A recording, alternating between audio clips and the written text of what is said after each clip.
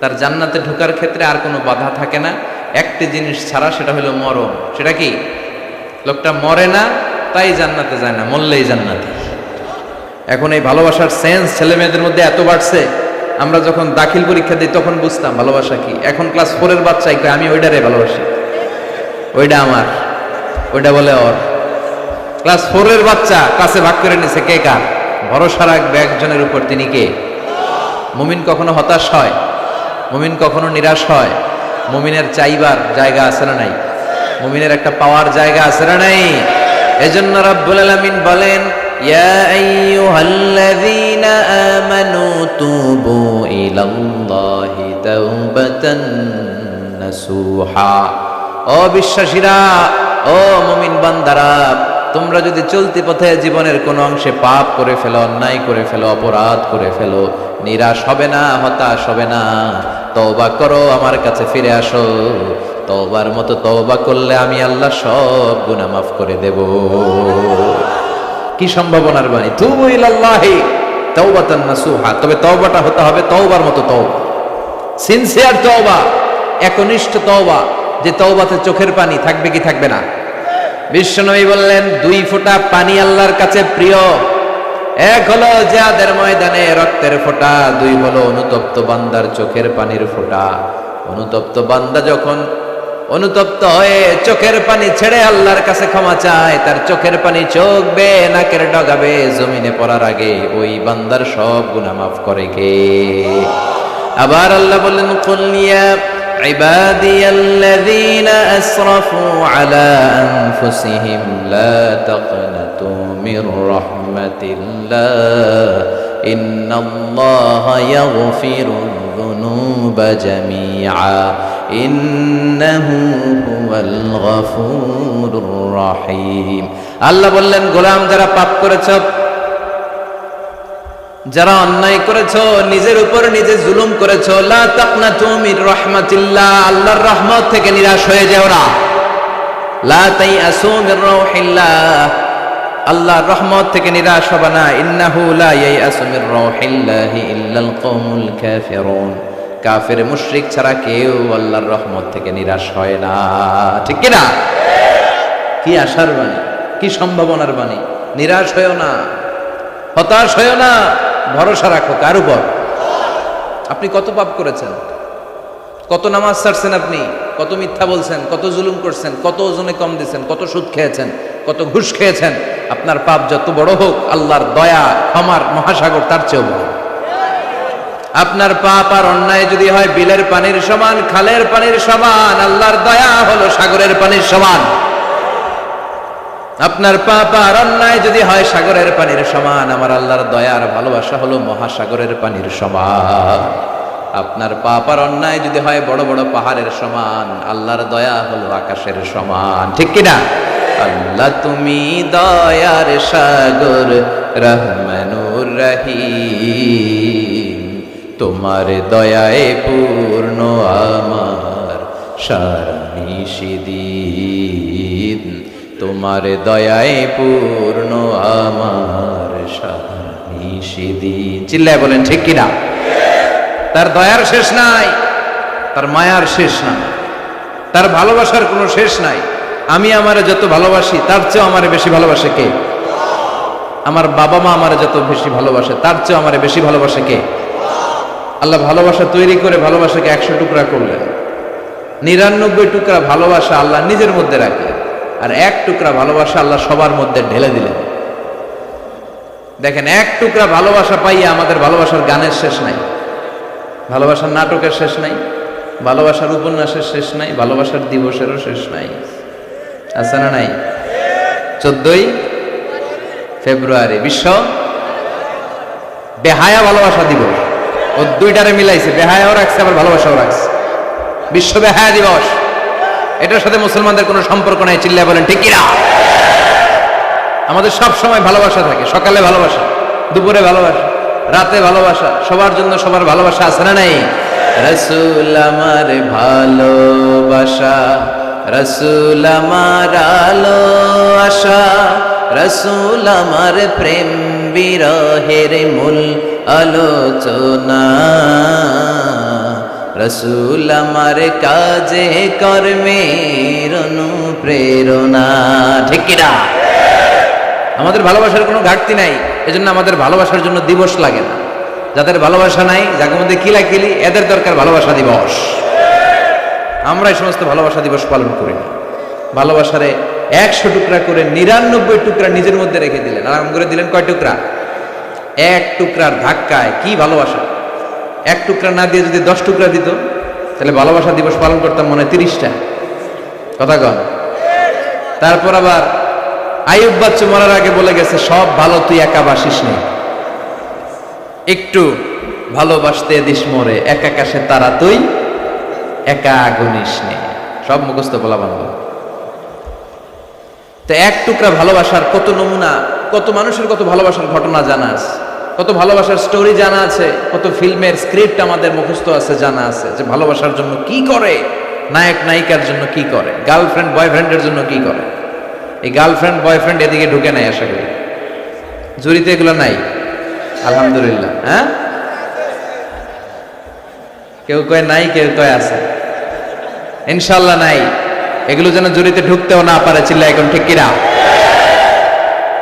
1 টুকরা ভালোবাসার নমুনা এগুলো যা বলতেছি, সব এগুলো 1 টুকরা ভালোবাসার নমুনা। এখন এই ভালোবাসার সেন্স ছেলে মেয়েদের মধ্যে এত বাড়ছে, আমরা যখন দাখিল পরীক্ষা দিই তখন বুঝতাম ভালোবাসা কি। এখন ক্লাস 4 এর বাচ্চা কয় আমি ওইটারে ভালোবাসি, ওইটা আমার, ওইটা বলে ওর। ক্লাস 4 এর বাচ্চা ক্লাসে ভাগ করে নিছে কে কার, ভাগাভাগি আছে না নাই? এই যে ভালোবাসা, 1 টুকরার ছিটে ফোটা তুমি পেয়েছো, তার নমুনা যদি দুনিয়ার বুকে এমন হয়, পৃথিবীতে দেখবেন মুরগি যখন বাচ্চা নিয়ে হাঁটে, মুরগির বাচ্চাগুলোর গায়ে হাত দেওয়া যায় না, দিলে মা মুরগিটা কি করে?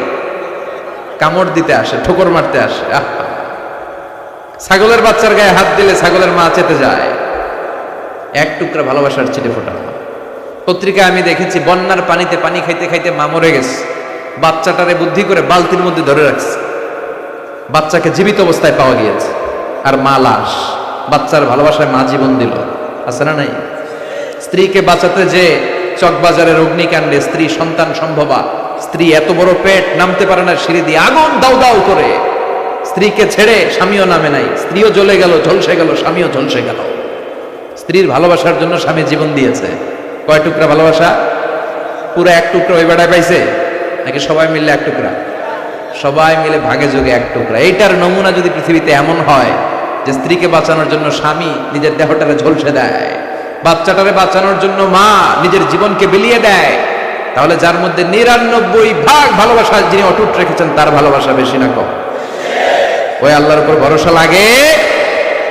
এজন্য আল্লাহ বললেন, গোলাম ইয়া আইয়ুহাল্লাযীনা আমানু তুবু ইলাল্লাহি তাওবাতান নাসুহা। পাপ হয়েছে, অন্যায় হয়েছে, অপরাধ হয়েছে, নিজের উপরে নিজে জুলুম করেছো, নামাজ পড়ো নাই, মিথ্যা বলেছো, আমার দরজা তোমার জন্য খোলা, যায় নামাজটা বিছিয়ে দাও, ওযু করে চোখের পানি ছেড়ে গুনাহগুলোর কথা স্মরণ করে আমার কাছে ক্ষমা চাও। ক্ষমার মতো ক্ষমা চাইলে আমি আল্লাহ জীবনের সব গুনাহ মাফ করে দিতে পারি। ঠিক কি না? আল্লাহ সব মাফ করে দিতে পারে, তবে চাওয়ার মতো চাইতে হবে। পাপ হয় নাই এমন আমরা এদিকে কেউ নাই, আছে কি? কোনো পাপ করি নাই জীবনে, অন্যায় করি নাই, অপরাধ করি নাই, জুলুম করি নাই, এরকম কে কে আছেন? হাত তোলেন। একজনও নাই। হ্যাঁ, গোটা বিশ্বে একজনও খুঁজে পাওয়া যাবে না। ঠিক কি না?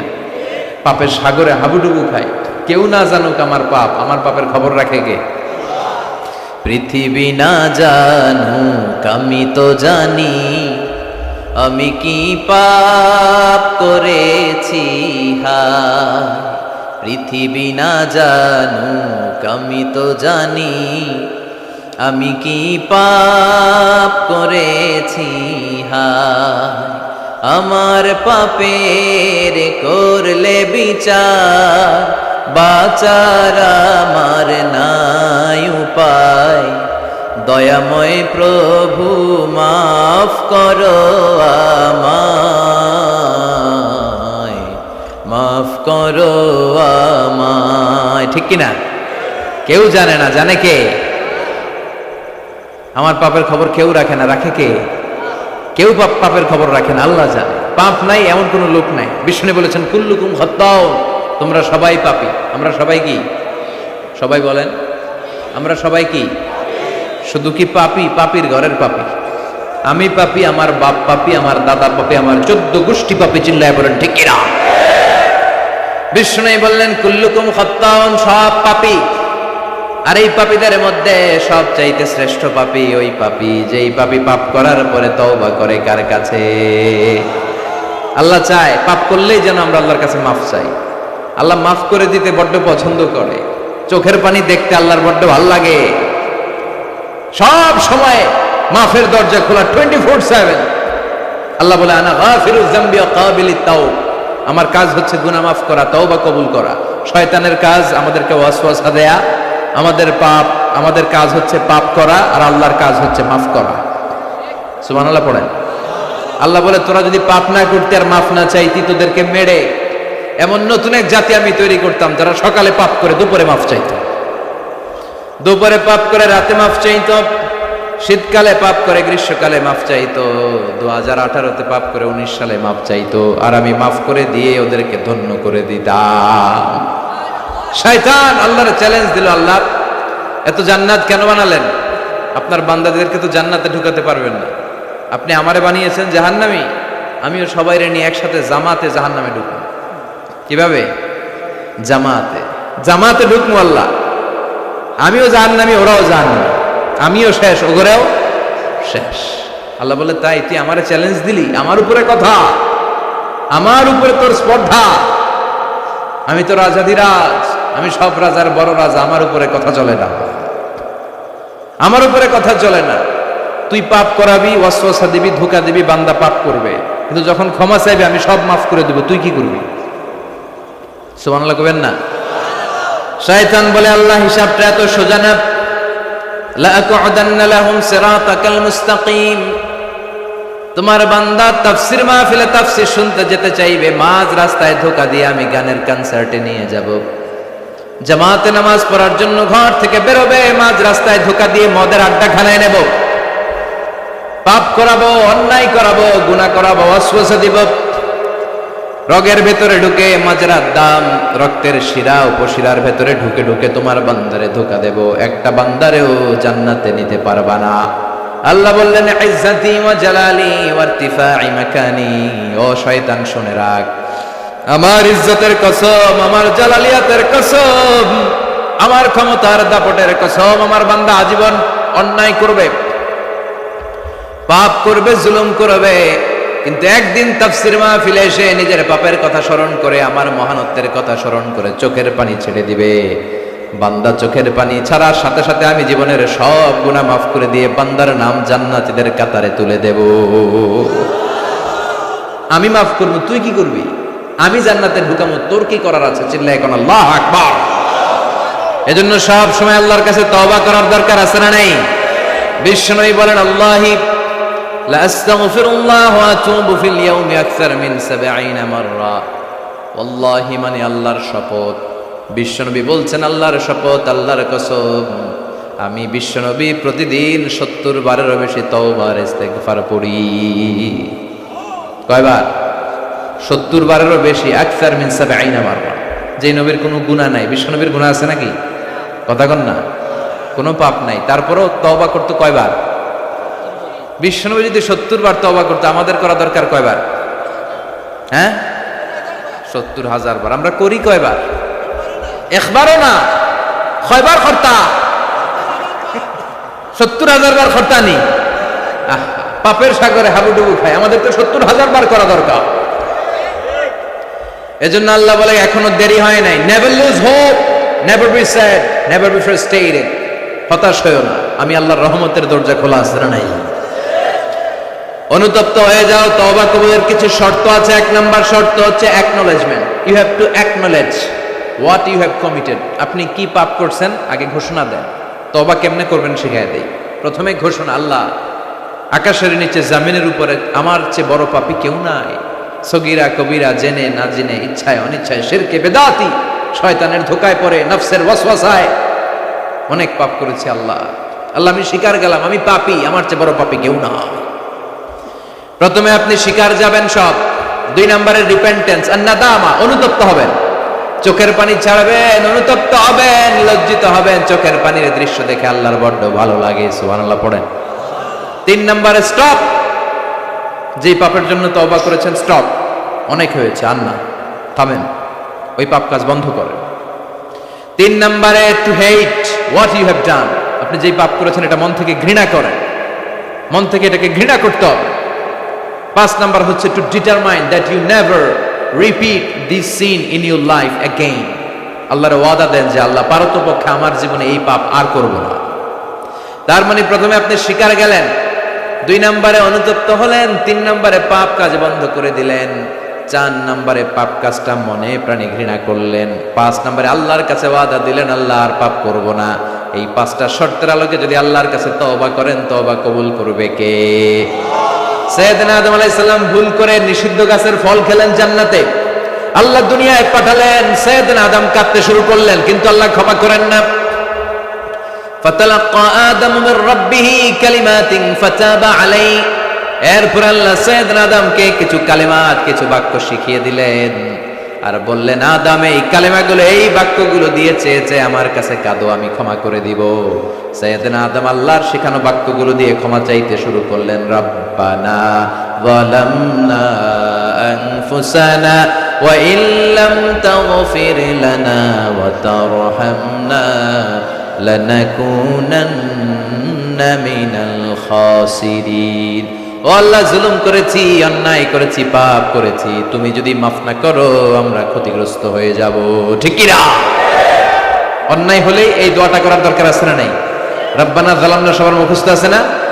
সব সময় আল্লাহর তওবার দরজা খোলা, 24/7। অন্যায় হলেই আমরা এই দোয়াটা পড়বো, এই দোয়াটা করে আল্লাহর কাছে ক্ষমা চাইবো। ক্ষমা করে দিবে কে? শুধুমাত্র আমার প্রিয় ভাইয়েরা, 2টা সময় তওবা কবুল হয় না, চিল্লায় বলেন কয়টা সময়? 1 নম্বরে বাদাল গারগারা, মালাকুল মাউত যখন রূহ ধরে টান দেয়, মুমূর্ষ ব্যক্তির বড্ড কষ্ট হয়। গলা দিয়ে যখন রূহ বের হয়ে যায়, লোকটার গলায় গর গর গর গর গর গর শব্দ হয়, সে মালাকুল মাউতকে দেখে ফেলে। তখন আর তওবা করলে কবুল হবে? আপনি তো দেখেই ফেলাইছেন, সুযোগ তো অনেক পাইছেন, কাজে লাগার নাই। ঠিক কিনা? এটা হলো ফেরাউনের দশা। ফেরাউনকে যখন আল্লাহ লোহিত সাগরে ডুবাইলেন, পানি খাইতে খাইতে ফেরাউনের পেটটা এত বড়। এবার ফেরাউন হাত তুলা কয়, আনা মিনাল মুসলিমিন। কি কয়? আনা মিনাল, মানে আমি মুসলমান। কত ভালো মানুষ দেখছেন, মুসলমান। ফেরাউন না যদি মুসলমান হয়, আমরা থেকে কি লাভ? কথা কন। ফেরাউন হাত তুলে বলে, আনা মিনাল মুসলিমিন, আমি ভালো মানুষ। আল্লাহকে, তোর মতো ভালো মানুষের দরকার নাই, তুই মর, কারণ দ্য টাইম ইজ আপ, সময় শেষ। বাদাল গারগারা, তার সময় শেষ। মুসা আলাইহিস সালামের চাচাতো ভাইয়ের নাম ছিল কারুন, বিশাল সম্পদের মালিক আল্লাহ বানিয়েছে। আমি ফেরাউনের লাশও দেখে এসেছি সচক্ষে, আবার কারুনকে যে এলাকায় আল্লাহ জামিনে দাবিয়ে দিয়েছে, ফাখাসাফনা বিহি ওয়া বিদারিহিল আরদ, ওই এলাকাটাও ফায়ুম জেলা, কায়রো থেকে 100 কিলোমিটারের মতো দূরে এই ফায়ুম জেলায় তার সব সম্পদ আল্লাহ জামিনের ভেতরে দাবিয়ে দিয়েছে। মুসা আলাইহিস সালাম বললেন, কারুন, তোর তো অনেক সম্পদ, তুই আল্লাহর রাস্তায় যাকাত দে। তুই আগে তোর হৃদয়টারে খোল, এরপর তোর হাত খুলবে। আগে হাত খুল, তোর হৃদয় খুলবে। ঠিক কিনা? সে কয়, না, আমি যাকাত দিব না, কারণ এগুলো আমার আল্লাহ দেয় না, এটা আমি নিজে কামাইছি। ইন্নামা উতীতুহু আলা ইলমিন ইনদি, আমার ইন্টেলেক্ট, মেধার বুদ্ধি খাটিয়ে এই সম্পদের মালিক আমি হয়েছি। মুসা আলাইহিস সালাম বললেন, তাই তাহলে আযাবের অপেক্ষা কর। আল্লাহ আযাব পাঠালেন, ফাখাসাফনা বিহি ওয়া বিদারিহিল আরদ। কারণ কারণের সব সম্পত্তি আল্লাহ মুহূর্তের মধ্যে জামিনের ভিতরে ঢুকাতে লাগলেন। কারণের পা ঢুকে গেল, ঢুকতে ঢুকতে হাঁটু পর্যন্ত ঢুকে গেছে জামিনের ভেতর। কারণ ভাবছে, উঠা যাব, আমার আটকাইতে পারবে না। এরপরে কোমর পর্যন্ত গেল, কয় উঠে যাবো। এরপরে গলা পর্যন্ত, কয় মুসা, সব সম্পত্তি তোরে আর তোর আল্লাহরে দিয়ে দিলাম, আমারে বাঁচা, আমারে। ও মুসা, এতক্ষণ শুধু যাকাতের সম্পত্তি দেয় না, এখন কয় সব তোর, সব তোর আর তোর আল্লাহ, আমারে খালি তুই বাঁচা। এখন তওবা কবুল হবে? ওই যে আনা মিনাল মুসলিমিনের স্টাইল আছে না নাই? এজন্য এই গরগরানি মৃত্যুর একেবারে ফাইনাল স্টেজ আসার আগে যদি আপনি ক্ষমা চান, ক্ষমা করবে কে? 2 নাম্বার, বাদা তুলুইশ শামসি মিন মাগরিবিহা, কিয়ামতের আগ দিয়ে পূর্ব দিক থেকে সূর্য না ওঠে, পশ্চিম দিক থেকে সূর্য ওঠা শুরু করে দিবে। তখন যদি তওবা করেন, তওবা কবুল হবে নাকি? এর আগ পর্যন্ত যখনই আল্লাহর ডাক দিয়ে তওবা করেন, তওবা কবুল করে নিবে কে? আমাদের দেশে তওবা পড়ানোর জন্য মাওলানা লাগে। কি লাগে? হুজুরের ডাক, ইমাম সাহেবের ডাক, পীর সাহেব হুজুর রান তওবা পড়া আছে না নাই? হুজুর নাই তো তওবাও নাই। হুজুর এলাকায় নাই, হুজুর 3 দিন ধরে ছুটিতে আছে, কয় এখন তো তওবা পড়া যাবে না, কারণ হুজুর ছুটিতে। কত বড় ডাকায়! এরকম ডাকায় জড়িত আছে না নাই? তওবা পড়তে হুজুর লাগে? কথা কন। হ্যাঁ, হুজুরের কাছে তওবা পড়েন, পীর সাহেব হুজুরের কাছে তওবা পড়েন, ঠিক আছে, কিন্তু এটা জরুরি না। আপনি আপনার আল্লাহর কাছে ক্ষমা চাইবেন, গুনার কথা স্মরণ করে জায়নামাজটা বিছিয়ে 2 রাকাত নামাজ পড়ে ক্ষমা চান। আপনার কথা শুনে কে? কেউ যেটা শোনে না শুনে কে? কেউ যেটা দেখে না দেখে কে? কেউ যেটা দেয় না দেয় কে? এজন্য হুজুর লাগবে।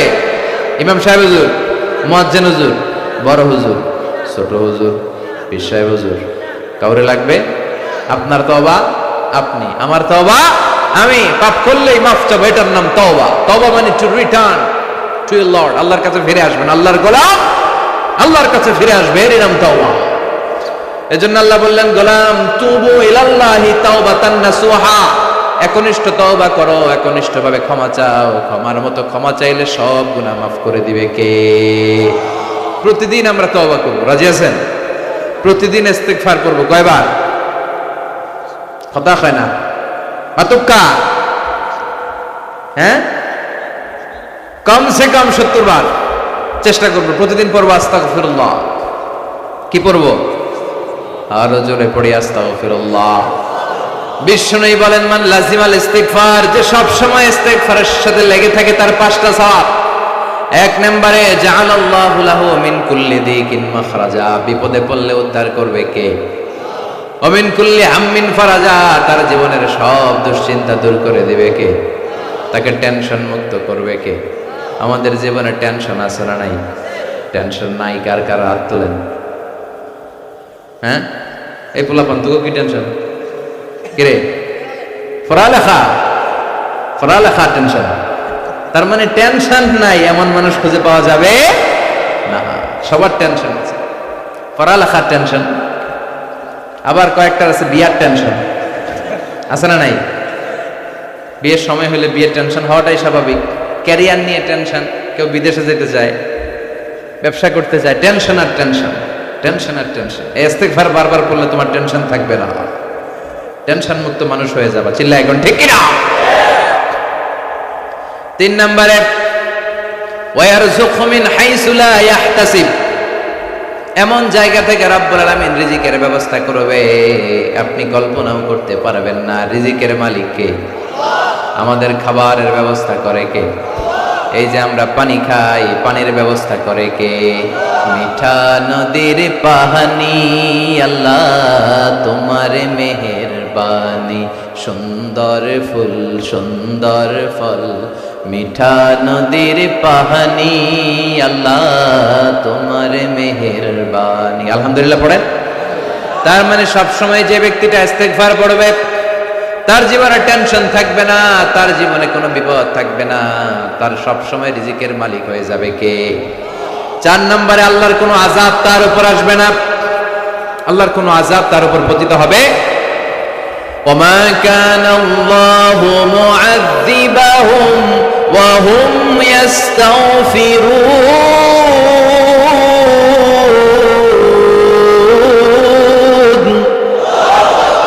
যতক্ষণ আমার বান্দা আমার কাছে ক্ষমা চাইবে, ইস্তিগফার পড়বে, আমার কোনো আযাব তার উপর আসবে না, কোনো আযাব আসবে না।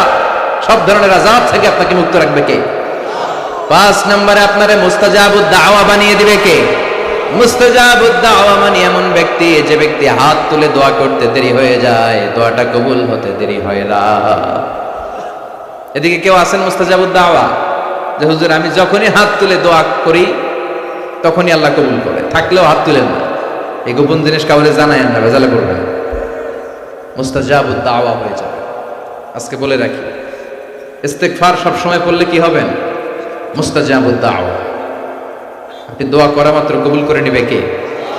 আপনারা ইমাম আহমদ ইবনে হাম্বলের নাম শুনেছেন? হাম্বলি মাযহাবের অনেক বড় আলেম, মুহাদ্দিসুদ দাহর, ওনার বিখ্যাত হাদিসের গ্রন্থ মুসনাদ আহমদ ইবনে হাম্বল একক হাদিসের গ্রন্থ হিসেবে পৃথিবীর সবচাইতে বড় হাদিসের কিতাব। প্রায় 40,000-এর মতো হাদিসের কম্পাইলেশন আছে এখানে, সুবহানাল্লাহ পড়ে। এই মুহাদ্দিস ওনার শেষ জীবনে সব সময় হাদিস লেখা, হাদিস মুখস্থ, হাদিস সংগ্রহের কাজে ব্যয় করেছেন। লম্বা লম্বা সফর করতেন, দেশ থেকে দেশ, দেশান্তরে, এক দেশ থেকে আরেক দেশে তিনি সফরে যেতেন। ওনার সফরের ঘটনায় পাওয়া যায় উনি এক শীতের সিজনে হাদিস সংগ্রহের কাজে সফরে বেরিয়েছেন। প্রচন্ড শীত। উনি এক মসজিদে ঢুকে মাগরিবের নামাজ পড়লেন, এশার সালাত আদায় করলেন।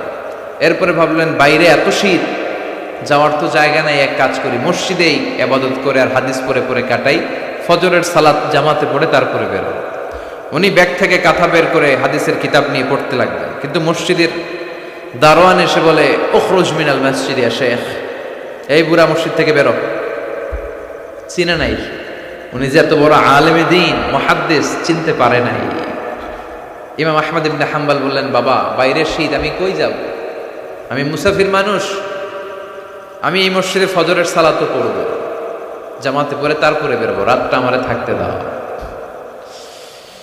মসজিদের দারোয়ান বলে, না মসজিদে থাকা যাবে না, বের হন। ভালো কথায় বের না হলে ঘাট ধাক্কা দিয়ে বের করে দেন।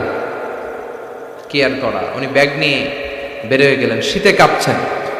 হাঁটতে হাঁটতে হাঁটতে হাঁটতে বাইরে দেখলেন যে একটা বাজার, ওই বাজারে এক যুবক রুটি বানায়, সাজ রুটি বিক্রেতা যুবক। তিনি রুটি বিক্রেতার কাছে যে সালাম দিলেন, আসসালামু আলাইকুম। যুবক বলে, ওয়া আলাইকুম আসসালাম।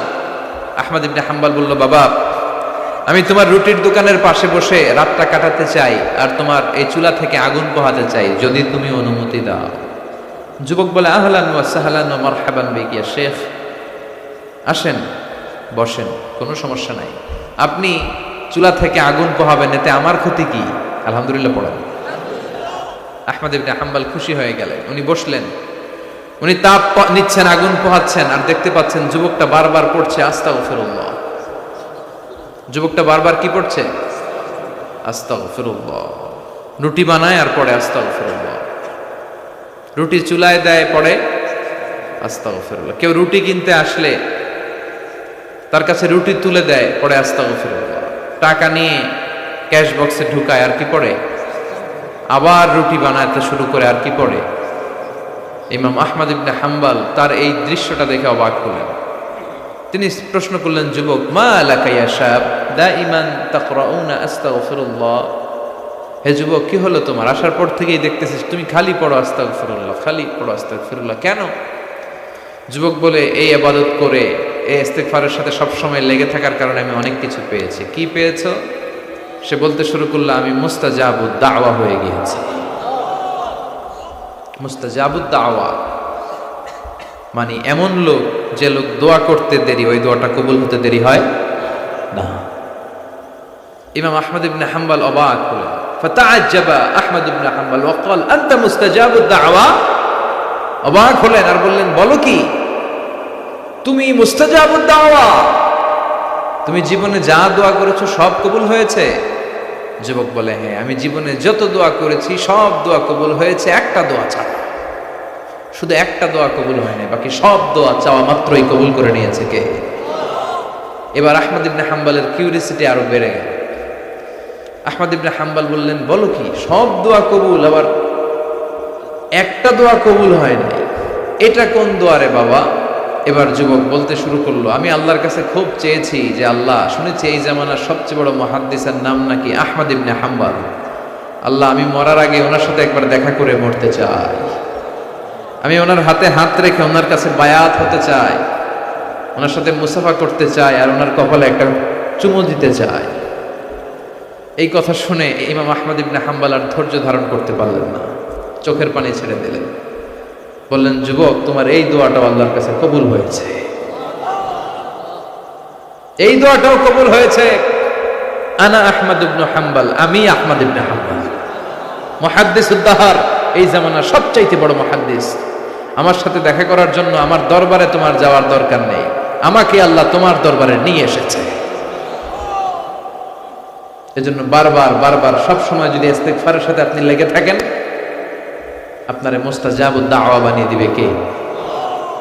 আমি অনেক জায়গায় ইস্তিগফার নিয়ে বয়ান করেছি।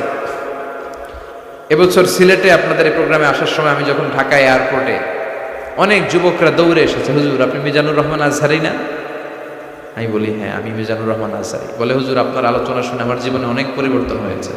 আর হুজুর আরেকটা কথা, এখন কিন্তু আমি অবসর সময় পাইলে খালি করি আস্তাগফিরুল্লাহ। আমার এসে বলতে শুরু করলো, একজন না এরকম কয়েকজন এসে বলতেছে, হুজুর আমি কিন্তু সব সময় সুযোগ পেলে আস্তাগফিরুল্লাহ পড়ি, সুযোগ পেলে অবসরে ইস্তেগফার করি। ও যুবক, ইস্তেগফার করে তুমিও মুস্তাজাবুদ দাওয়া হতে পারো। অবসর সময়টাকে কাজে লাগাও। গাড়ির জন্য বসে আছি, বাজারের ব্যাগ হাতে নিয়ে যাচ্ছি, অবসর সময় ঘুম আসে না, কি পড়বো? প্রাণ ভরে মন ভরে পড়েন তো আস্তাগফিরুল্লাহ, আবার পড়েন আস্তাগফিরুল্লাহ, আরো জোরে আওয়াজ করে পড়েন আস্তাগফিরুল্লাহ। ইস্তেগফার পড়ার অনেকগুলো পদ্ধতি আছে, সবচেয়ে ছোট ইস্তেগফার হচ্ছে এটা, আস্তাগফিরুল্লাহ। এছাড়া আপনি পড়তে পারেন আস্তাগফিরুল্লাহ আল্লাযী লা ইলাহা ইল্লা হুয়াল হাইয়ুল কাইয়্যুম ওয়া আতুবু ইলাইহি। এই ইস্তেগফারটা যদি কেউ পড়ে, জিহাদের ময়দান থেকে ফিরে আসা কবিরা গুনাহ, আল্লাহ বলে জিহাদের ময়দান থেকে ফিরে এসে কবিরা গুনাহ করেছে, এই লোক যদি এই দোয়া পড়ে তার গুনাহ মাফ করে দিবে কে? আবার সাইয়েদনা আবু বকর বললেন, ইয়া রাসূলুল্লাহ আল্লিমনি দুআআন আদউ বিহি ফি সালাতি, এমন একটা দোয়া, এমন একটা ইস্তেগফার আপনি আমারে শিক্ষা দেন যেই দোয়াটা আমি নামাজে সালাম ফেরানোর আগে পড়ব। বিশ্বনবী বললেন, তুমি পড়ো আল্লাহুম্মা ইন্নী যালামতু নাফসি যুলমান কাসীরান ওয়া লা ইয়াগফিরু যুনুবা ইল্লা আনতা ফাগফিরলি মাগফিরাতাম মিন ইনদিক ইন্নাকা আনতাল গফুরুর রহিম। সুবহানাল্লাহ পড়েন। এটাও কিন্তু একটা ইস্তেগফার, জানেন? এটাও ইস্তেগফার। যেখানেই ক্ষমা চাওয়ার ঘটনা আছে, যেখানে ক্ষমা চাওয়া আছে, ওইটারে ইস্তেগফার হিসেবে কবুল করে নেয় কে? তার মানে এটাও একটা ইস্তেগফার। এইখানে আপনি পড়েন আল্লাহুম্মা ইন্নী যালামতু নাফসি, আল্লাহ আমি অনেক জুলুম করেছি, যুলমান কাসীরা, এত বেশি জুলুম যার কোনো সীমা নাই, ওয়ালা ইয়াগফিরুয যুনুবা ইল্লা আনতা, আপনি ছাড়া আমার পাপগুলো মাফ করে দেওয়ার কেউ নাই, ফাগফিরলি মাগফিরাতাম মিন ইনদিক, নিজ গুণে আমারে ক্ষমা করে দেন, ইন্নাকা আনতাল গফুরুর রহিম, আপনি ক্ষমাশীল, আপনি মেহেরবান। ঠিক কি না? এটারে আমরা বাংলাদেশে কি বলি? দোয়ায়ে মাসুরা। কি বলি? এটা যেমনি দোয়ায়ে মাসুরা, আবার এটা একটা ইস্তেগফার। এজন্য ক্ষমা চাইতে চাইলে এটাও পড়বে। আর এই সব ইস্তেগফারের মধ্যে শ্রেষ্ঠ ইস্তেগফারের নাম সাইয়্যিদুল ইস্তেগফার। যত ইস্তেগফার হতে পারে, বুখারীর বর্ণনা, এর মধ্যে সবচেয়ে শ্রেষ্ঠ ইস্তেগফারের নাম, কথা বলেন, মুখস্থ আছে? কার কার আছে দেখি? আত্তুলুক্কা, তুলুক্কা তুলুক্কা, অল্প কয়েকজনের আছে। কইলে মন হইব, কইলে মন হইব তার।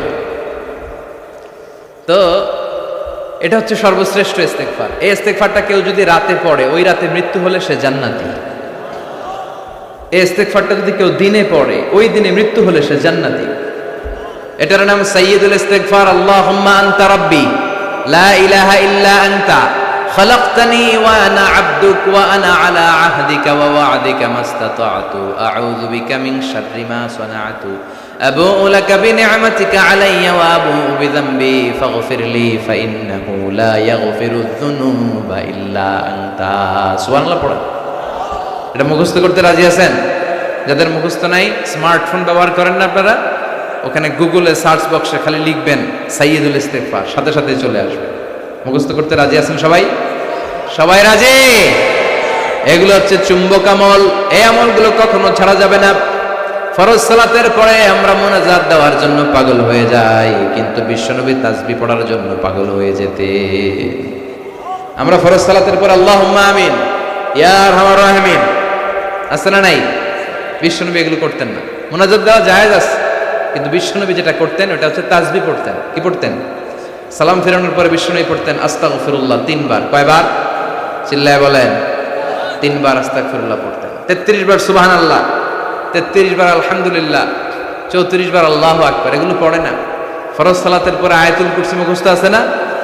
বিশ্বনবী বললেন মান ক্বারা আয়াতুল কুরসি দুবুরা কুল্লি সালাতিন মাকতুবাতিন লাম ইয়ামনাহু মিন দুখুলিল জান্নাতি ইল্লাল মাউত। প্রত্যেক ফরজ সালাতের পরে যে ব্যক্তি একবার আয়াতুল কুরসি পড়বে, তার জান্নাতে ঢোকার ক্ষেত্রে আর কোনো বাধা থাকে না, একটি জিনিস ছাড়া, সেটা হলো মরণ। সেটা কি? লোকটা মরে না তাই জান্নাতে যায় না, মরলেই জান্নাতে। পড়বেন সবাই নাকি আল্লাহুম্মা আমিন? হ্যাঁ, কি পড়বেন? আয়াতুল কুরসি। রাজি আছেন? ফরজ সালাতের পরে তাসবিহগুলো পড়ার দরকার আছে না নাই? বিষ্ণু বলেন বেশি বেশি তওবা করো, ইস্তিগফার পড়ো, আর জিহ্বাটারে জিকির দিয়ে ভিজিয়ে রাখো। লা ইয়াজালু লিসানুকা রাতবান মিন যিকরিল্লাহ, আল্লাহর জিকির ছাড়া একটা মুহূর্ত যেন না কাটে, ঠিক কি না?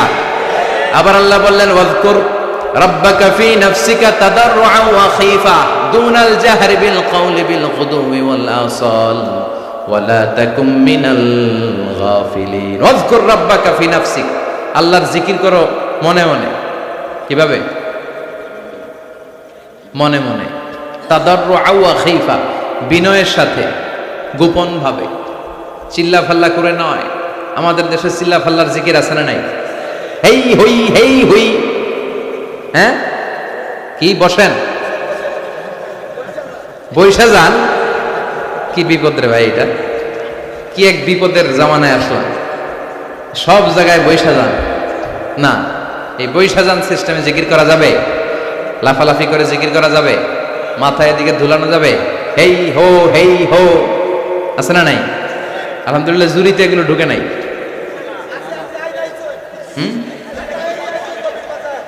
তাহারি আইসোইন, আচ্ছা ঠিক আছে, ওনার নাম নেওয়ার দরকার নেই, ওনারা দেখলে বলে দিয়েন যে এইভাবে করেন না। হয়তো আগে করছে, এখন মনে করে না। না, নতুন নতুন মারে ডিজে স্টাইল। আচ্ছা, ডিজে স্টাইলে জিকির করা যাবে? নতুন নতুন মারলে হইব? হ্যাঁ না, খবরদার। তাদাররুআন ওয়া খীফা, গোপনে বিনয়ের সাথে। আমরা মাঝে মাঝে জিকির করাই একসাথে আওয়াজ করে, এটা তালিমান জায়েজ। এটা কি তালিম দিচ্ছি যে এই জন্য জায়েজ, কারণ অনেকে লা ইলাহা শুদ্ধ উচ্চারণ জানে না, এটা আমি শেখানোর উদ্দেশ্যে তালিম দিচ্ছি, জায়েজ। কিন্তু সাধারণত জিকির আওয়াজ করে নয়, চিৎকার চেঁচামেচি করে নয়, গোপনে একা একা। আমাদের দেশে জিকির করতে করতে লাফায় উপরে উঠে যায়, বাসের উপরে। আচ্ছা, আবার যিনি জিকির করে হ্যাঁ কান্দের উপরে ওঠে, হ্যাঁ মাইকও ফালায় দেয়, জি হয়। আচ্ছা, তো মাইক যদি ফালায় দেয়, আমি ওয়াজ করবো কি দিয়ে? ভয়ঙ্কর অবস্থা না? বিশ্বনবীর কোন জিকিরের মজলিসে বিশ্বনবী তাসবিহ পড়ছেন, জিকির করছেন, সাহাবারা জিকির করতে করতে খেজুর গাছের উপরে, হাদিসে পাওয়া যায়। অথবা বিশ্বনবী জিকির করছেন, তাসবিহ পড়ছেন, সাহাবারা লাফাতে লাফাতে বিশ্বনবীর কান্দের উপরে, কোন হাদিসে আছে? তাহলে এইভাবে জিকির করা যাবে? এজন্য আল্লাহ বললেন ওয়াজকুর রাব্বাকা ফি নাফসিকা তাদাররুআন ওয়া খীফা, আল্লাহরে ডাকো, বিনয়ের সাথে ডাকো, গোপন ভাবে ডাকো, লাফালাফি করে নয়। দুনাল জাহরি বিল কওল, চিৎকার চেঁচামেচি করে নয়, বিনয়ের সাথে জিকির করতে বলেছে কে? ফাযকুরুনি আযকুরকুম ওয়াশকুরুলি ওয়ালা তাকফুরুন, আমার জিকির করো, আমিও তোমাদের জিকির করব, ঠিক কি না?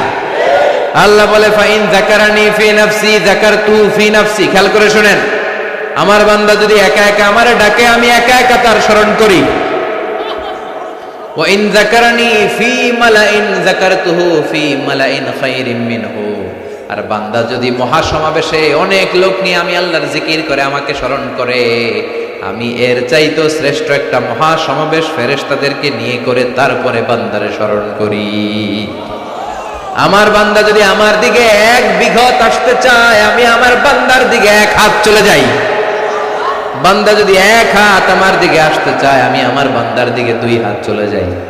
ওয়া ইন আতানি ইয়ামশি ইয়াতাইতুহু হারওয়ালা, বান্দা যদি আমার দিকে হেঁটে হেঁটে আসতে চায়, আমি আমার বান্দার দিকে দৌড়ে দৌড়ে যাই। কি আল্লাহ আমরা পাইছি, আমরা হেঁটে আসতে চাইলে উনি দৌড়ে আসে, আমরা এক বিগত আসলে উনি এক হাত আসে। আল্লাহু আকবার। এজন্য বিষ্ণু বললেন খবরদার, জিকির দিয়ে জিহ্বাটারে ভিজিয়ে রাখো। সবচাইতে শ্রেষ্ঠ জিকির হচ্ছে লা ইলাহা, লা ইলাহা, লা ইলাহা ইল্লাল্লাহ মুহাম্মাদুর রাসূলুল্লাহ সাল্লাল্লাহু আফদালু যিকরি লা ইলাহা ইল্লাল্লাহ। পৃথিবীতে যত জিকির আছে এর মধ্যে সবচেয়ে শ্রেষ্ঠ জিকিরের নাম। আবার বিষ্ণু বললেন মান ক্বালা লা ইলাহা ইল্লাল্লাহ মুখলিসান মিন কলবিহি দাখালাল জান্নাহ ঈমানের সাথে ইখলাসের সাথে একবার যে ব্যক্তি পড়তে পারল লা ইলাহা ইল্লাল্লাহ, তার জন্য জান্নাতকে ওয়াজিব করে দিবে কে? আবার এই লা ইলাহার নামকে আল্লাহ দিয়েছে কালিমায়ে তয়্যিবা। কি নাম? দারাবাল্লাহু মাসালান কালিমাতান তয়্যিবাতান কাশাজারাতিন তয়্যিবাতিন আসলুহা সাবিতুন ওয়া ফারউহা ফিস সামাই। সুবহানাল্লাহ পড়ে।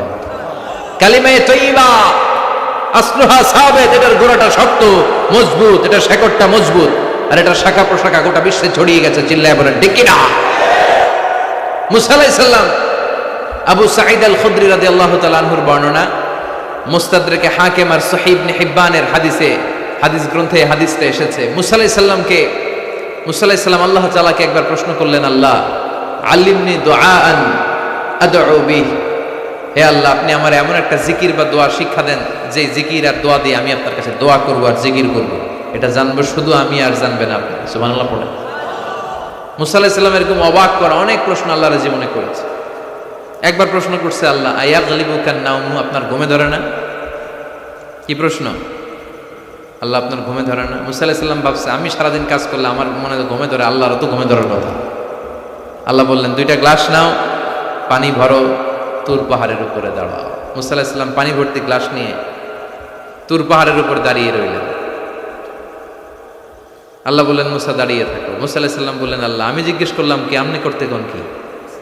আমি জিজ্ঞেস করলাম আয়াগলিবুকান নাওমু, আপনার কি ঘুম পায় না?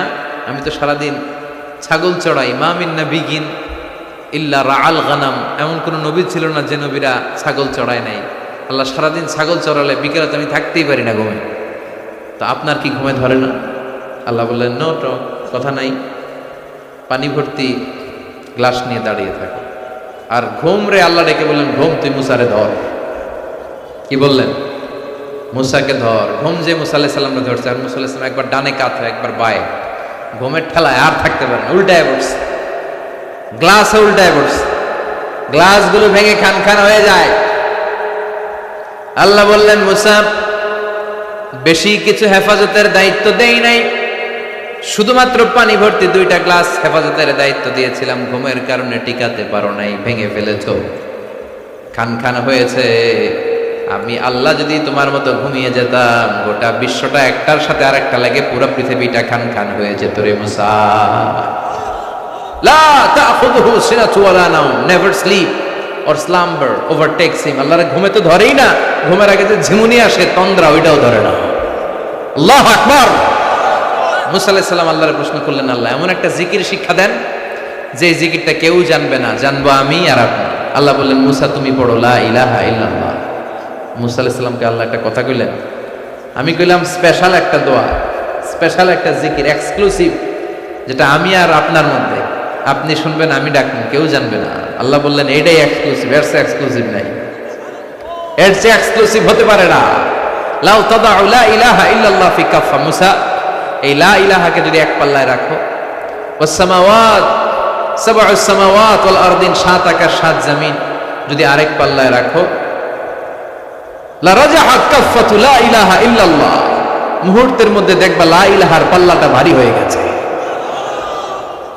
এজন্য লা ইলাহার চেয়ে শ্রেষ্ঠ জিকির নাই। লা ইলাহা হলো গোটা বিশ্বের সবচাইতে শ্রেষ্ঠ জিকির। একবার লা ইলাহা পড়লে তার জন্য জান্নাতকে ওয়াজিব করে দেয় কে? Every night and every day, every night and every day, never forget to say লা ইলাহা illallah, never forget to say la ilaha illallah। সুবহানাল্লাহ পড়ে। রাতে দিনে সব সময় মুখে থাকবে কি? চিল্লায় বলেন, মুখে থাকবে কি? আবার বিশ্বনবী বললেন, আহাব্বুল কালাম ইলাল্লাহি আরবা, আল্লাহর কাছে সবচাইতে প্রিয় কথা 4টি। চিল্লায় এখন কয়টি? সুবহানাল্লাহ, আলহামদুলিল্লাহ, লা ইলাহা ইল্লাল্লাহ, আল্লাহু আকবার। এই 4টার যেটা দিয়ে তোমার শুরু করতে মনে চায় করো, কবুল করে নিবে কে? আল্লাহর কাছে সবচাইতে প্রিয় কথা এই 4টি। আবার আব্দুল্লাহ ইবনে আমর ইবনে আল-আস বলেন, রাআইতু রাসূলুল্লাহ সাল্লাল্লাহু আলাইহি ওয়াসাল্লাম ইয়াকিদুত তাসবিহা বিয়ামিনিহি, আমি বিশ্বনবীকে ডান হাতের আঙ্গুলের গিরা এরকম তাসবিহ পড়তে দেখেছি। সুবহানাল্লাহ পড়েন। ডান হাত তুলেন সবাই। ফ্যানটা কোথায়? ফ্যানটা ছিল যে, খুব গরম। হাত তুলছেন ডান হাত। এবার এই যে এরকম গিরার মধ্যে ধরেন আমার মতো, এভাবে ধরে সুবহানাল্লাহ সুবহানাল্লাহ সুবহানাল্লাহ সুবহানাল্লাহ। নামাজের পরে পড়বেন তো সবাই। আব্দুল্লাহ ইবনে আমর ইবনে আস তিনি বলেছেন, আমি আল্লাহর রাসূলকে এই ডান হাতের গিরার মধ্যে এভাবে সুবহানাল্লাহ সুবহানাল্লাহ পড়তে দেখেছি। সুবহানাল্লাহ পড়েন। এই গিরাগুলো আপনার পক্ষে আল্লাহর কাছে সাক্ষী দিবে। চিল্লায় বলেন ঠিক কি না? এজন্য বিশ্বনবী বলতেন, সব সময় যেন জিহ্বাটা আল্লাহর জিকির দিয়ে ভিজা থাকে। সব সময় আল্লাহর কাছে হাত পেতে চাইবা। বেশি বেশি দোয়া করলে লাভ না লস। বিশ্বনবী বলতেন, দোয়া মুখুল ইবাদা, দোয়া হলো ইবাদতের নির্যাস। আপনি নামাজ পড়লেন, রোজা করলেন, যাকাত দিলেন, কিন্তু দোয়া করলেন না, তার মানে সব হারালেন। দোয়ার দরকার আছে না নাই? আরেক বর্ণনায় বিশ্বনবী বললেন, দোয়া হুয়াল ইবাদা, দোয়াটাই ইবাদত। সুবহানাল্লাহ কইবেন না? দোয়াটাই কি? সব করলেন, দোয়া করেন নাই, তার মানে কিচ্ছু করেন নাই। চিল্লা এখন ঠিক কি না? আর দোয়া ও সিলাহুল মুমিন, দোয়া হচ্ছে মুমিনের অস্ত্র। দোয়া সাপ্লিকেশন is the weapons of believers. যেখানে সবকিছুর দৌরাত্ম্য শেষ, ওইখানে দোয়ার কারিশমা শুরু। সুবহানাল্লাহ পড়েন। এরকম অনেক দুরারোগ্য ব্যাধিতে আক্রান্ত রোগীর কথা আমি জানি। ক্যান্সার, যার নাই কোনো অ্যান্সার। কথা বলেন, ক্যান্সার যার নাই কোনো অ্যান্সার। ডাক্তার বলছে 3 মাস বাঁচবেন সর্বোচ্চ। কয় মাস? 3 মাস। এরপরে লোকটা 7 বছর বেঁচে ছিল, আমি দেখেছি। কয় বছর? কেমনে বাঁচলো? দোয়ার বরকত। সুবহানাল্লাহ পড়েন। তার মানে সব ডাক্তারের, সব কবিরাজের ডাক্তারি আর কবিরাজি যেখানে শেষ, দোয়ার কবিরাজি আর ডাক্তারি ওইখানে শুরু। সুবহানাল্লাহ পড়েন।